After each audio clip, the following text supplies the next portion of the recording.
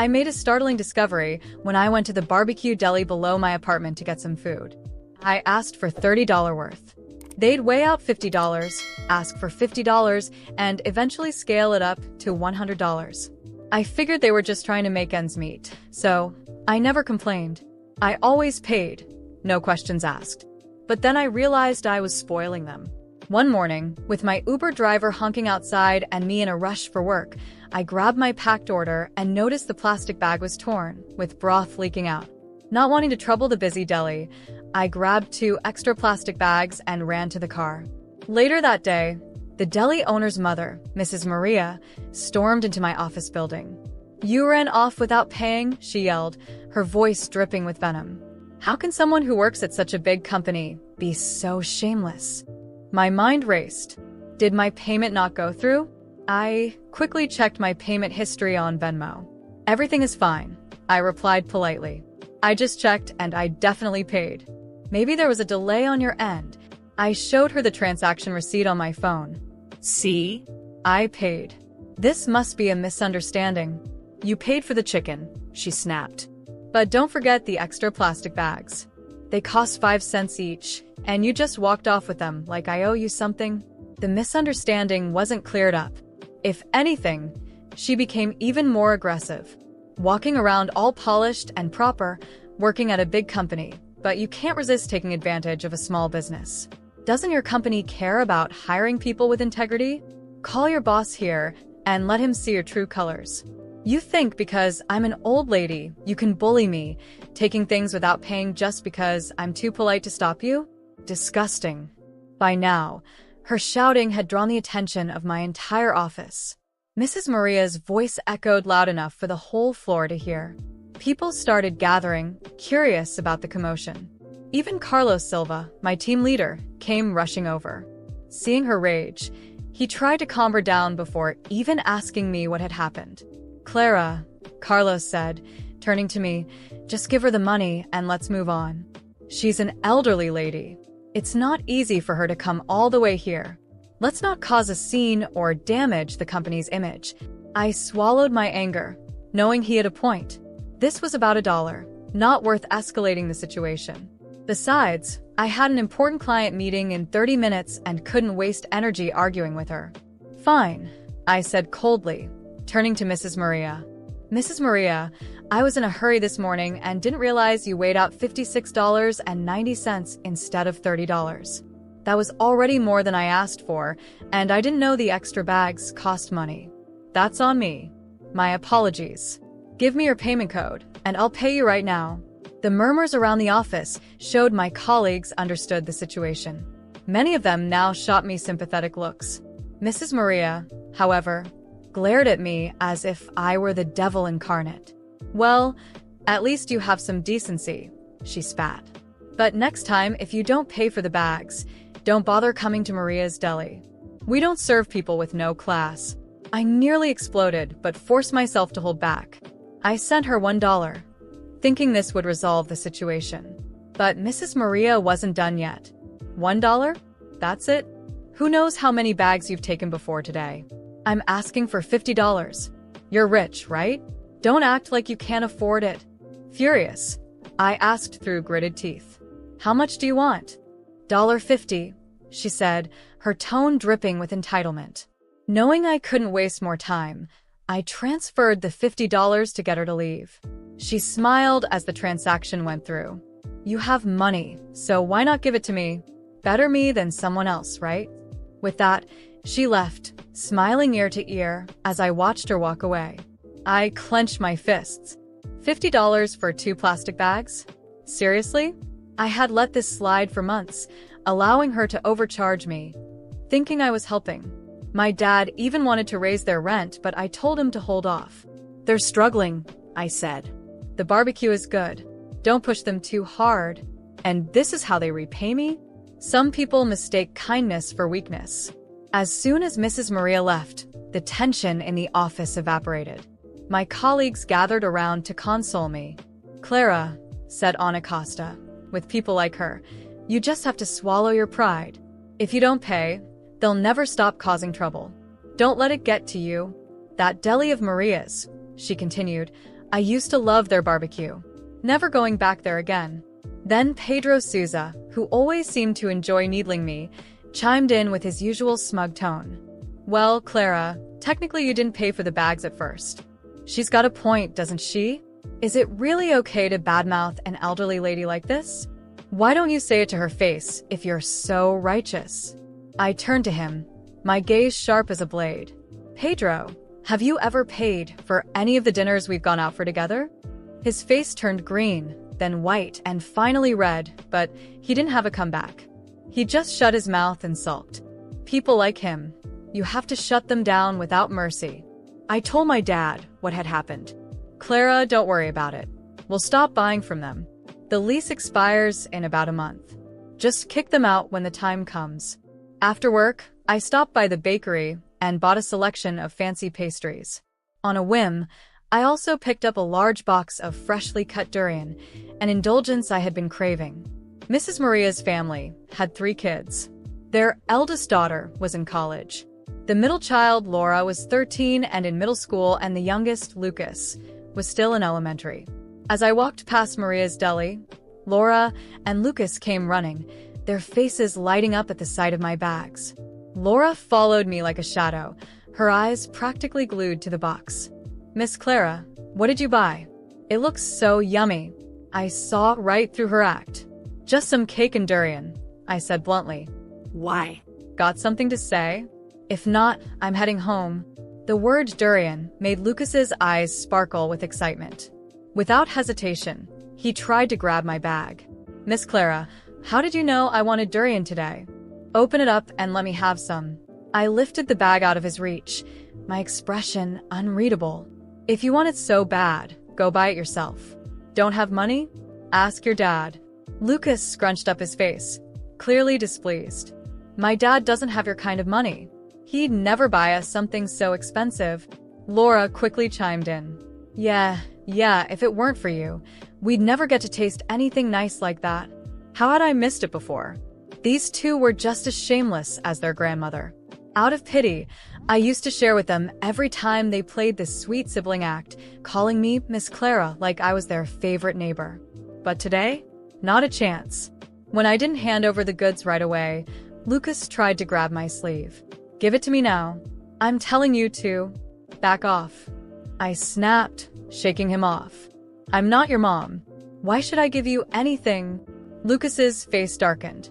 I know you love the barbecue from our shop. Keep this up, and I'll make sure Dad stops selling to you. Laura dropped her sweet girl act and planted her hands on her hips. You always shared with us before. Why not today? Laura's voice dripped with insolence, as if I owed them something. I took a deep breath, trying not to lose my temper. They had become so accustomed to taking advantage of my kindness that they couldn't even see how absurd their behavior was. I looked at her, fixing a stern gaze, trying to send the message without raising my voice. Because today, Laura, I realized kindness has its limits. You think everything I do is my responsibility? It's not. You have parents for that, not me. She crossed her arms, frowning as if I were the most unfair person in the world. Lucas, however, looked even angrier, and it wasn't hard to tell he was about to try something more direct. That's because you're selfish, he shot back, stomping his foot as if that would strengthen his argument. You always acted like you were our friend, but now you're acting like you're better than us. I laughed, but it was a dry, humorless laugh. Friend? Since when have you treated me like a friend? Friendship is a two-way street, Lucas. You only show up when you want something. You've never offered anything, never even genuinely thanked me. So no, I'm not your friend. They stared at me, clearly surprised by my response. Maybe it was the first time someone confronted them like this. I didn't care. I was tired of pretending this didn't bother me. When I tried to walk past them to enter my building, Lucas grabbed my bag tightly. You're going to give me the durian. You have no right to keep it all to yourself. I yanked my bag back forcefully, almost knocking him over. He stumbled backward, glaring at me angrily. Touch me again, Lucas, and I'll make sure your parents hear about this. I'm not obligated to tolerate your spoiled behavior. Laura, sensing I wasn't in the mood for nonsense, tried to soften her tone, but it sounded forced. "Miss Clara, we're just asking for a little piece. Just one. You don't have to be so cruel." Cruel. I was the cruel one. Their world was so small and spoiled that, in their minds, I was the villain for simply not giving in. I looked at them one last time before finally losing my patience completely. "Cruel? You think I'm cruel? Do you have any idea of everything I've done for you and your family? I've always paid more than I should at that deli, and I never complained. When your dad needed help, I told my dad not to raise your rent, even though he could have. I've shared food with you countless times. And what do I get in return? Disrespect, humiliation, and now I'm being called cruel?" Laura and Lucas were silent, but their expressions weren't apologetic. It was more a mix of shame and anger that they weren't getting what they wanted. If you're so used to getting things for free, maybe it's time you learn to work for them. It's not my job to support the lifestyle you want. Now, leave me alone. I walked past them and into my building, slamming the door behind me. My heart was racing, but I felt strangely relieved. It was the first time I had truly set a boundary with that family, and while I knew this would probably cause more problems, I didn't care. When I got to my apartment, I sat on the couch and reflected on everything that had happened over the past few months. It was unbelievable how Mrs. Maria's family had managed to take advantage of me for so long. And the worst part was, I had allowed it. It was time to put an end to it. The next morning, I received a text on my phone. It was from Mrs. Maria. "Clara, I heard you treated my kids badly yesterday. I want you to know we won't tolerate that kind of behavior. If you don't respect my family, maybe you should find somewhere else to eat." I laughed, incredulous. The audacity was astounding. They had exploited me for months, and now they were trying to threaten me? I took a deep breath and typed out my response. "Mrs. Maria, respect is a two-way street. I've spent months being exploited and humiliated by your family, and all I ever did was try to help. From now on, I don't want any contact with you. I'm letting my father know not to renew your lease. Good luck finding a new location." I sent the message without hesitation. I knew she would probably show up at my workplace again or send more messages, but I didn't care. For the first time in months, I was prioritizing my own well-being. As expected, later that afternoon, Mrs. Maria showed up at my workplace again, this time with her children in tow. She started yelling in the reception area, claiming I was ruining their lives and that I had no heart. My coworkers looked at me, expecting me to go down and handle the situation. "I'm not going down," I said firmly. "She has no right to be here causing a scene. Call security." And that's exactly what they did. Mrs. Maria was escorted out of the building, screaming that I would pay for this. Meanwhile, I felt calmer than ever. The truth was, her family didn't know how to handle boundaries, but now they were learning the hard way. And me? I was finally free of their toxicity. That night, after everything that had happened, I was determined to put an end to the situation once and for all. I sat down with my father at the dining table, where he was reviewing some lease contracts. He was a practical man, always calm, but with a strong sense of justice that I knew I could count on. I set my cup of tea on the table and started explaining everything, from the constant exploitation by Mrs. Maria's family to the scene at my workplace and the disrespectful behavior of Laura and Lucas. He listened silently, his brows slightly furrowed. "Clara, this has gone way beyond acceptable limits," he said, sighing as he closed the papers in front of him.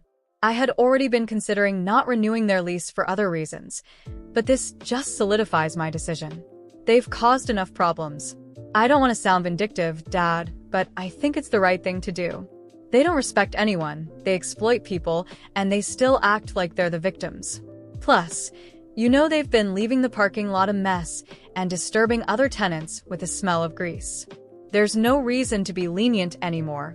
He nodded, agreeing slowly. "Their lease is up next month. I'll officially notify them that we won't renew. And if they complain, I'll remind them they've already been lucky to stay here for so long paying below market rent." I felt relieved. It was as if a huge weight had been lifted from my shoulders. For the first time, I knew this situation would finally have a resolution. Over the next few days, my father prepared the formal notice and sent it to Mrs. Maria's barbecue deli. We knew their reaction wouldn't be calm, and we were right. A few days later, as I was having breakfast, I heard a loud knock on my apartment door. When I opened it, there was Mrs. Maria, holding a crumpled envelope in her hand and her face red with anger. "Is this some kind of joke?" she shouted, waving the notice in my direction. "Do you think you can just throw us out like this without warning? You and your father are both ungrateful. All we've done is work hard, and now you want to put us on the street? This is unfair." I kept my composure, crossing my arms as I stared at her. "Mrs. Maria, what's unfair is what you and your family have done to me for months. Overcharging me, spreading lies about me, and your children's terrible behavior. You've never shown any respect for me, the other tenants, or the building. My father is simply doing what should have been done a long time ago. This is an abuse of power," she continued, yelling. "You're messing with my family's livelihood. How am I supposed to feed my children now?" I didn't budge. I knew she was trying to manipulate me emotionally. "Mrs. Maria, you've had plenty of chances to improve your conduct. I never complained about the overcharges because I wanted to help, but you crossed every boundary. I'm not responsible for your family, and neither is my father. You have 30 days to vacate the space. That's the legal notice, and I suggest you use this time to find another place." She huffed, furious, and stomped away. But that wasn't the end of it. Over the next few weeks, her family tried everything to reverse the decision. They sent messages, showed up at the building's front desk, and even tried to convince other tenants to intervene on their behalf. But no one cared enough to help them. Their misconduct had already annoyed too many people. One day, I ran into Laura and Lucas in front of the building again. They seemed to have inherited their grandmother's arrogance. Lucas was the first to speak. "You're going to regret this, you know? Our dad said he'll tell everyone that you and your father are exploiters who kick people out for no reason.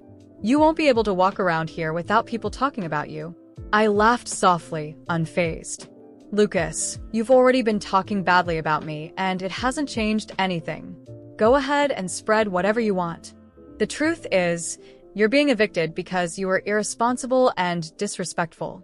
You should use this as a lesson, but I doubt you will."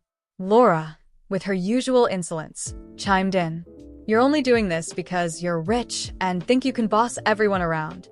You think you're better than us, but you're a terrible person." This time, I didn't even respond. I just turned and walked into the building.